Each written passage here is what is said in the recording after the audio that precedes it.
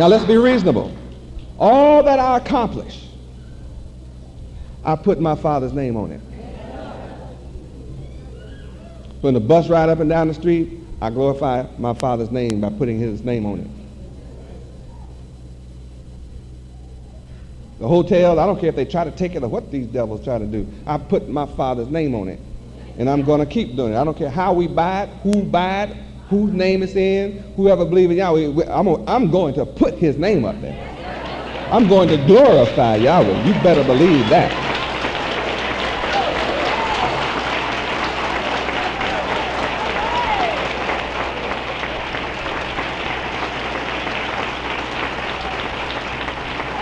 Praise Yahweh. I am so determined in glorifying Yahweh that if I have to get rich by hiding his name, I'll never do it. I'm going to put his name up.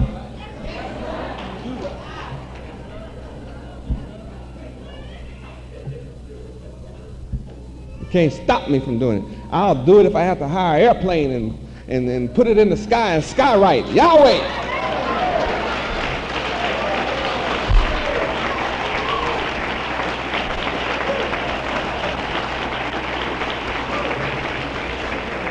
Praise Yahweh. I can put his name in every community in America and all over the city if I want to. I put it on billboards. Don't have nothing up there but just Yahweh. So what does it mean? It means whatever you research it out to be. I have the power. I can do it if I want to. If men can put up Coca-Cola on a board, I can sure put up Yahweh on it.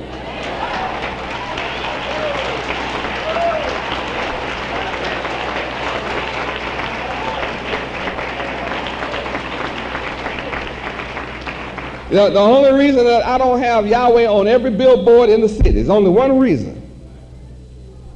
That I don't own the land that's under the billboard, and I don't own the billboard company.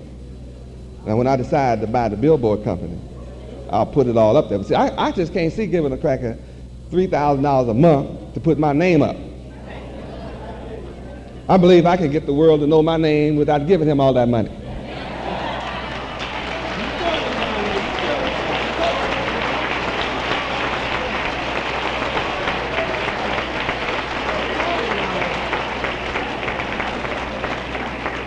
I know if I put Yahweh's name up on 10 billboard signs at $3,000, that's $30,000 a month. And say I'm giving Yahweh the glory? No, I'm putting $30,000 in some cracker's pocket. Not me. I'm not going to do that. I have everybody talking about Yahweh all over the country anyway without putting a dime in their pocket. I'm able to publish. I own $1 million printer. Can't ever stop me from printing. I don't care what he does. He could try to take the printer there, I'll put it in a house. That's where I started out. I'll buy another machine and I'll put it in a house and we'll be printing underground, but it'll be all over the world. You better believe that.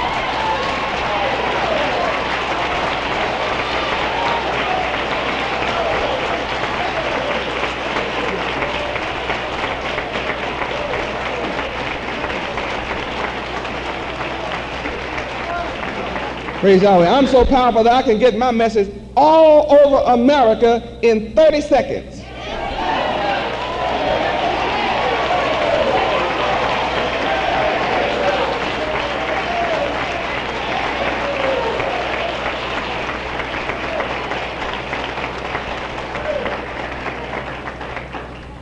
I'm the only one that can do it. I'm the only one that's in the position to do it. I'm the only one that has the power to do it. I'm the only one that has the means to do it. And I've done it. I'm there. I'm sitting there. Yes, sir. Simultaneously. I speak to all the major cities of America simultaneously.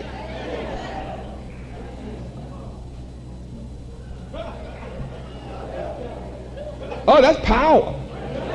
I know it. Whew. I said I won't stop until the whole world is full of the knowledge of Yahweh. John chapter 4.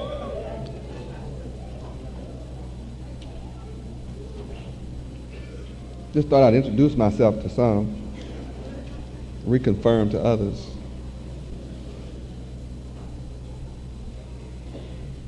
John chapter 4.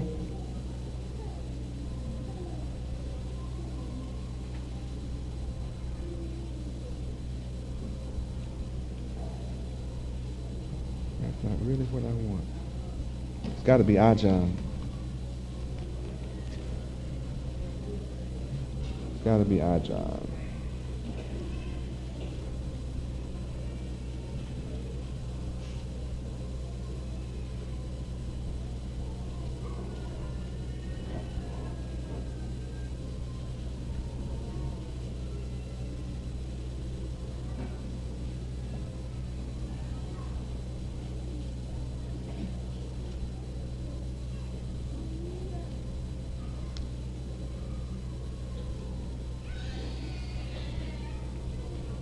Let's look at I John chapter 4, verse 4.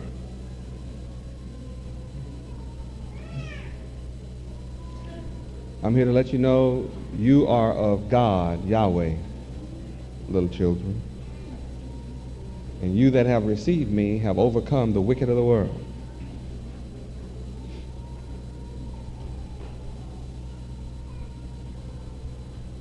Why? Because greater is Yahweh that is in you than he, the devil, that is in the world.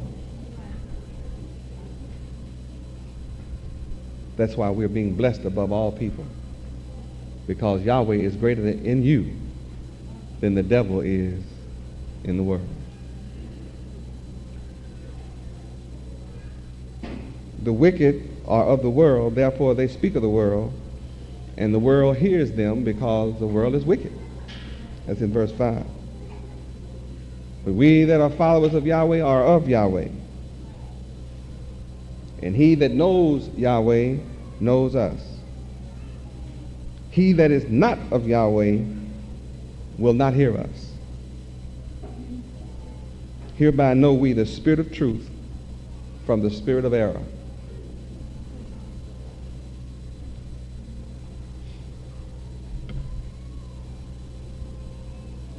That means pure and simply that if your mind, your heart, your genes, your chromosomes rebel against the truth of Yahweh, you're of the world.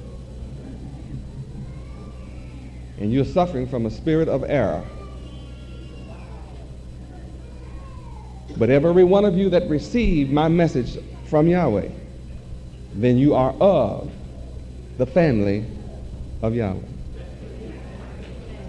You, in fact, are the children of Yahweh. And that's what Feast of Tabernacles is all about. Cause us to remember that. Genesis 33:17.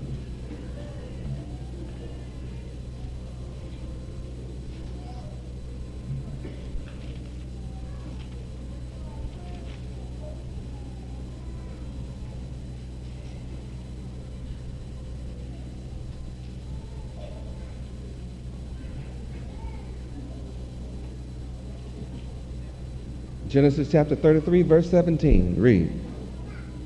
And Jacob journeyed to Succoth, and built him an house, and made booths for his cattle.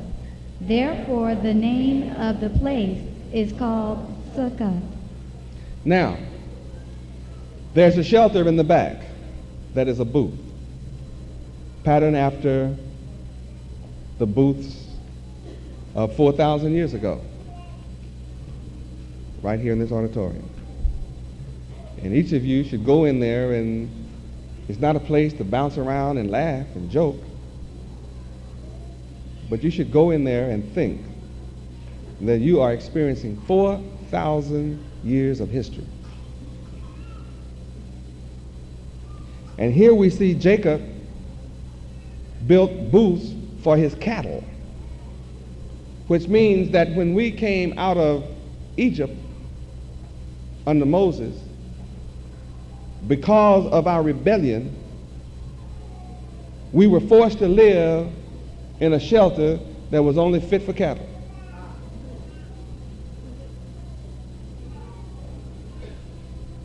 We were forced to live in shelters that was fit for beasts.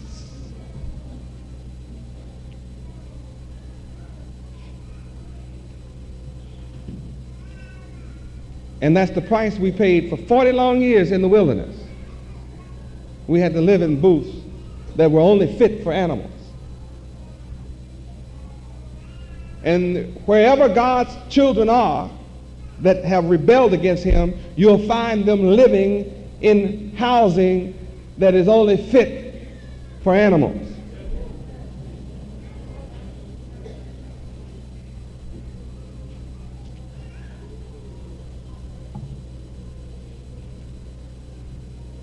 And when you travel throughout America, the wealthiest country on earth, there's a certain group of people that live in large sections of every city called ghettos. And their housing is only fit for animals. Some of the houses are more dirty than what an animal would tolerate. I've watched birds, the mother and father birds, fly into the nests where the babies are and pick up the droppings from the bird babies and fly off with it and drop it on the ground. They refuse to let that waste stay in the nest. We have God's children living in America who refuse to clean their house.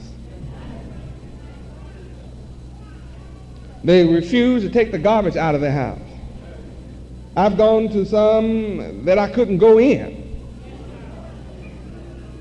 I couldn't believe what I saw. Chicken bones and stuff all on the floor.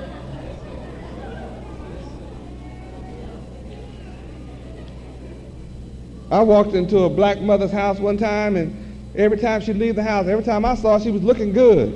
Oh, shine in. Had on white and stuff and perfume. Went to a house, walked into the kitchen, and the light went on and the whole floor moved.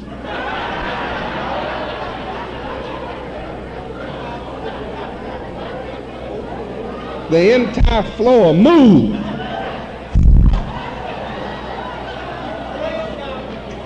Now, you know I got out of that. I never seen anything like that in my life. It was like when the lights come on, they were trained to say, left face, march.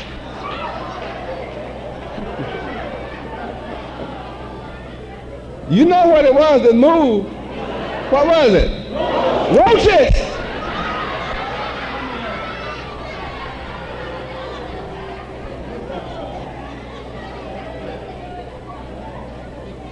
You have animals who won't tolerate bugs in their house.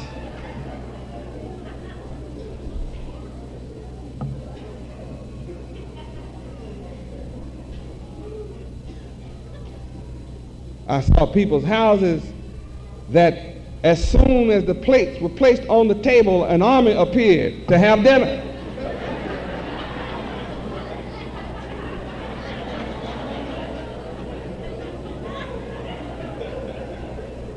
Roaches. They had dinner before the people did.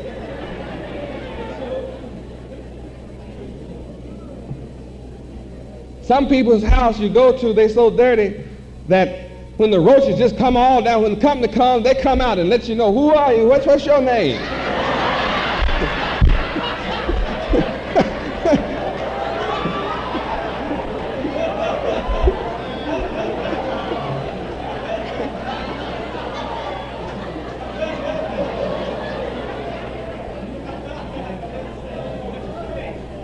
Roaches ask you more questions than the host.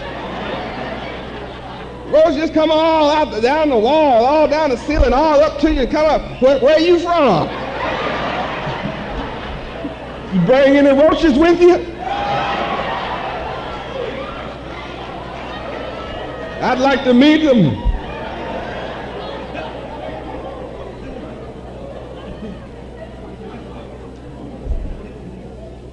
So what time you leaving? I just want to catch a little ride when you go in there.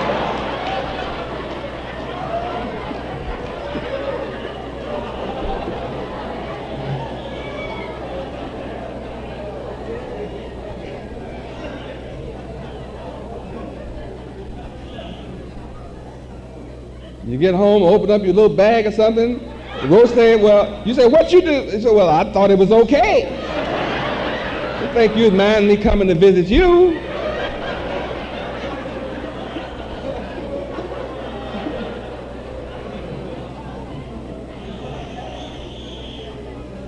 Have any of you seen people's homes filthy like that?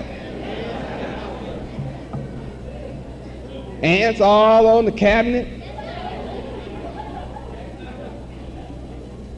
You go to some homes, and for real, there's another little bunch of fellas. They run out and play all around and ask you about a few questions too. The rats and mice, they just come out and just dance, put on a show for you.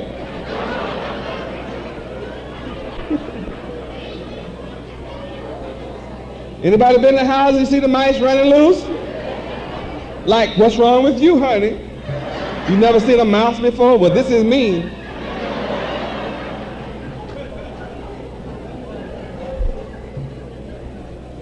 And we'll bite your toe at night.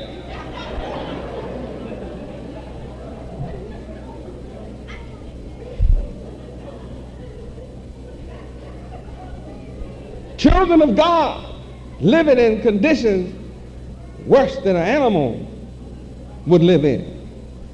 Booths, little booths. My people live in little booths. They call them apartments, but it's a booth. By definition, it's a booth. Dirty booth. Filthy booth.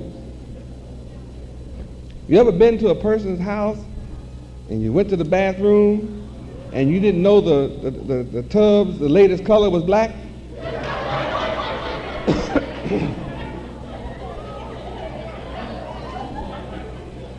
I don't know how anybody got in some of those tubs. I mean, have you ever seen a tub that's just black? I'm talking about, they don't make enough Ajax to get that thing clean. How many have seen tubs like that? I hope it wasn't yours.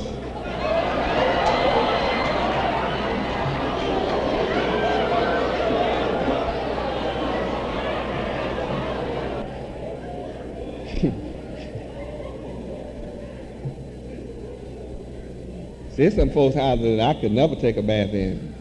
Sit down, say, have a seat. I look around. That's all right. That's all right. I sat in my car all the way here. I don't know.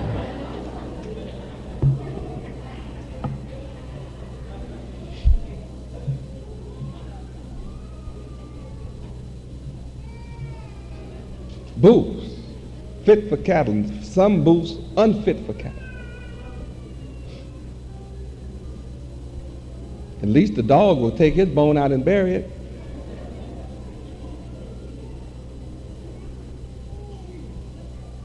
Have you ever been to a house and the stink hit you at the door? If you tried to go through, it would be like a force field. Every time you walk up to the door, you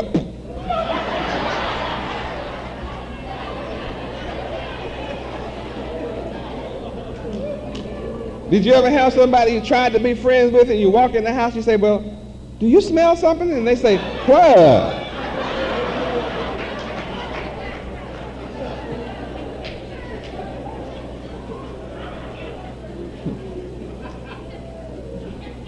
Some apartments are so funky you can smell them a block away. Anybody ever been by them? Don't let summer come.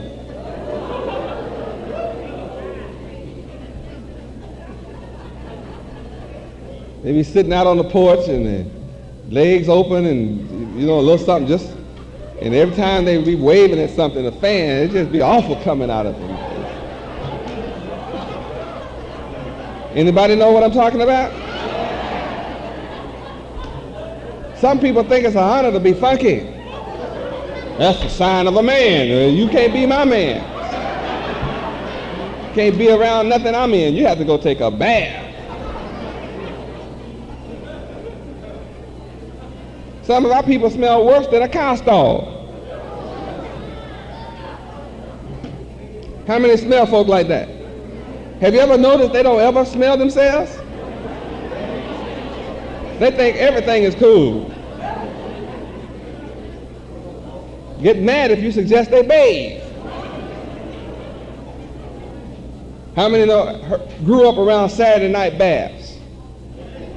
I did. I grew up where it was Saturday night bath. You took a bath once a week.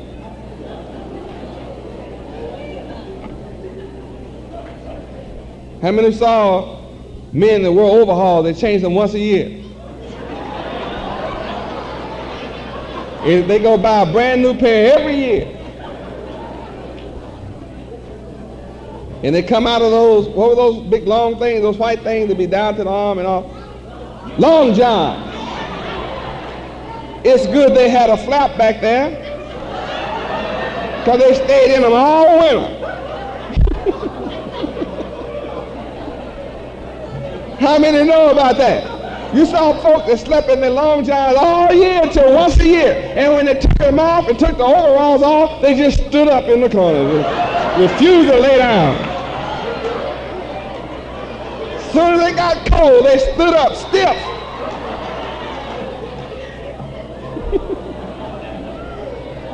How many of you have ever seen niggas sleep in their socks, and when they take the socks off, they just stand on the wall? They won't lay down at all. As soon as they get cool, they stiff as a board.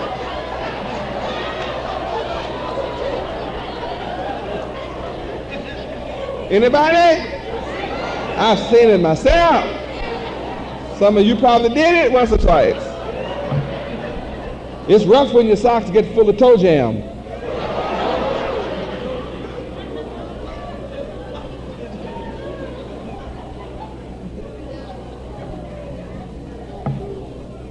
That's a terrible way to live. You know why we're living in the ghetto all across America? Because we turned our back on our God, Yahweh. He said we would be cursed like this if we turn our back. That's what Feast of Tabernacles is all about. Remembering. Remembering. Let's go to Leviticus 23.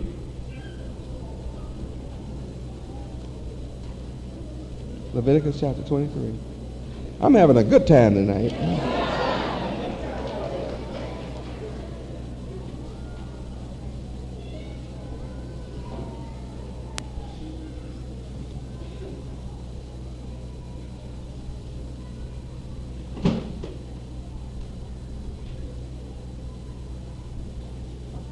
Let's go to verse 42.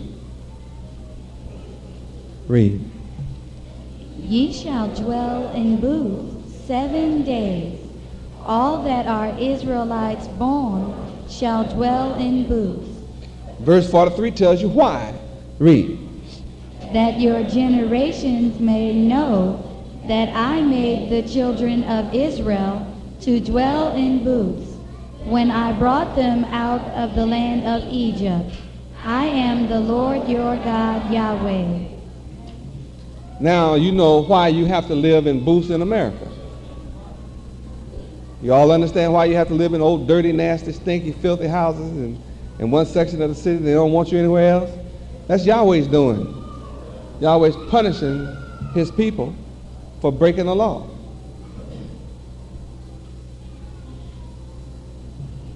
That's why we're living in war camps, drugs,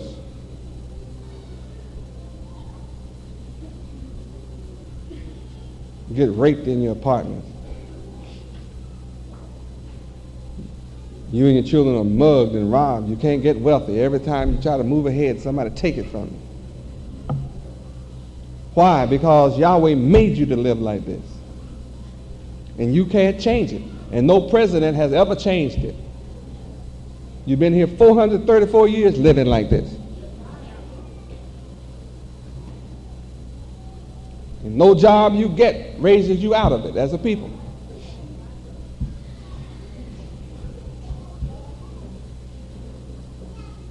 And all the laws in the country is not going to change it. And they gave you a chance. They gave you about 35, 40 years of a chance.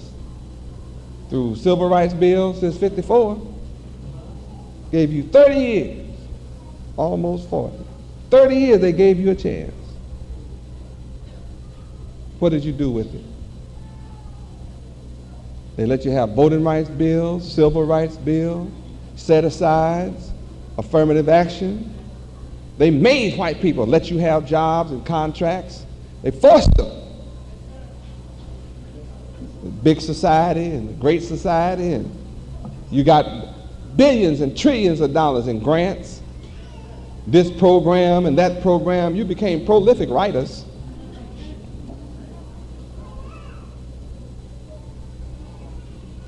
What have you done with it? What's your condition after having all these trillions of dollars? What's been your condition? You're worse now than you ever were.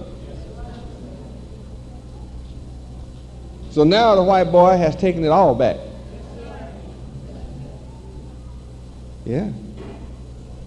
He did not renew your civil rights in '84, and you haven't had them since. He took your civil rights and your voting rights, all in '84 under Reagan. They took them straight up and down, refused to vote it back. And since Bush is in, they have taken away your affirmative action and set aside. Now what are you going to do, my people? You marched on Washington already. Your NAACP had you up there walking like you walked all the other time. You walked before, it didn't do you no good. What has it done for you? You marched under Martin Luther King. Your dream is a nightmare. Talking about keep the dream alive. Your dream is a nightmare. You know what a nightmare is? See, the only way you can dream is be asleep. Have you ever seen a man that is asleep accomplish anything? A man has to wake up and get up to accomplish something. That's why there's been nothing going on for you since Martin Luther King, because you all been asleep, dreaming. Everybody's in a dream state. Keep the dream alive. Dream, dream. Bunch of fools. Everybody's dreaming. Well, I woke up. I'm doing something. We're accomplishing something. Waking you up. Praise Yahweh. I woke myself up. And I saw that you needed to be awake too. So we won't have to live in booths anymore. And we've been in a trick called, I'll get mine, and if you can get yours, get it. And he usually gets it from you. When you ignore helping your brother get out the ghetto, he will refuse for you to get more. They'll sit around to rob you and plot on you day and night. So now we see why we had to dwell in booths. Yahweh takes the credit for it. So that means you don't have to blame the white man now. You can just stop that foolishness. See, if it wasn't for the white man, we could make it. See, see, this old white man, he's prejudiced. You know what I mean, man? I mean, for real, boy. He's a giant turkey, man. You know what I mean? Cracker boy, hate your cracker. You, yeah, man, hate your cracker. Everywhere I go, they discriminate. You know, I was supposed to get a promotion on my job. Cracker, man, they passed over somebody I taught, made him my supervisor. You shouldn't have taught him. Then you'd have been the supervisor. You had to be dumb to teach him what you know.